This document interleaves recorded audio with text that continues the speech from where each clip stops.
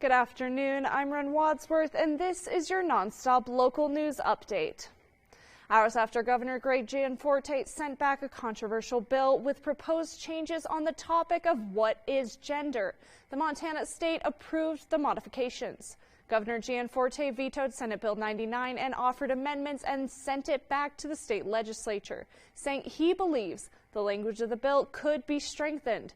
It didn't take long for those amendments to be approved as well. Senate Bill 99 is a bill that's being called the Youth Health Protection Act, which would prohibit surgical and medical procedures for minors with gender dysphoria.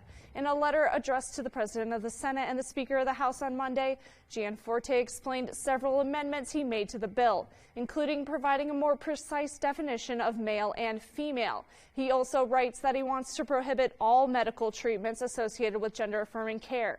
He says the bill is meant to keep children from making these types of permanent medical decisions until they are adults.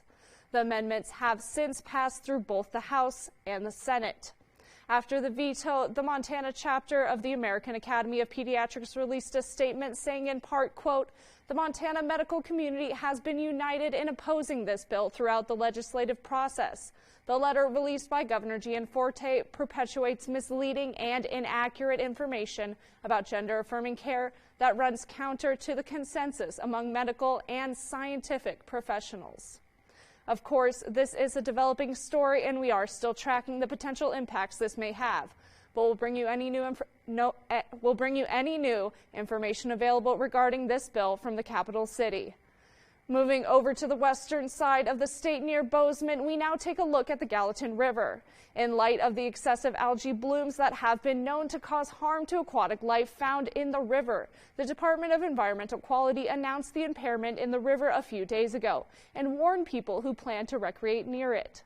The Upper Missouri Waterkeeper is a nonprofit that's shown support for this decision.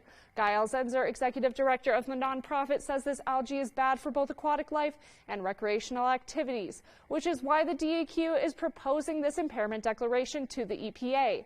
A good comparison for the algae is weeds in your garden. Alzenzer says when there's too much of it, it reduces the amount of oxygen in the water for insects and fish, like weeds taking up the space for your flowers to grow and hogging up all the sunlight. This, in turn, makes it harder for insects and trout to reproduce and to thrive. The section of the river that's been declared impaired is experiencing that phenomenon now, and Alzenzer says that this bloom is likely happening due to human activity. We're talking about wastewater disposal, and we're talking about stormwater runoff, and we're talking about land use practices in terms of fertilizers on your grasses, your what have you. And again, to be clear, it doesn't take too much chronically to alter the chemical balance, and that's really where we're at today. Is the Gallatin River is starting to see a chronic imbalance. Right now, Upper Missouri Waterkeeper and the DEQ are waiting on a formal determination from the EPA for the impairment. But what happens if this problem is just left alone?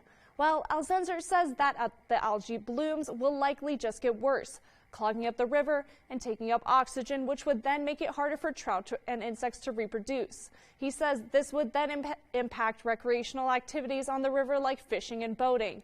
As always, more details on this story can be found at nonstoplocal.com. And out of Missoula, a cleanup effort to prevent water pollution. The city's stormwater utility is teaming up with the Clark Fork Coalition on Earth Day this Saturday, the 22nd.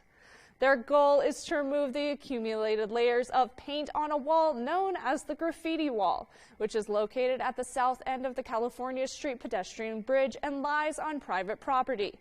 The stormwater utility team has already picked up more than 20 pounds of paint solids and chips off the ground because layers of paint are flaking off and being washed into the Clark Fork River with snow melt and rain polluting the river. And golly, that is a lot of paint right there. That's all for now. We'll have more news updates for you as the day goes on, so make sure to check back in for more.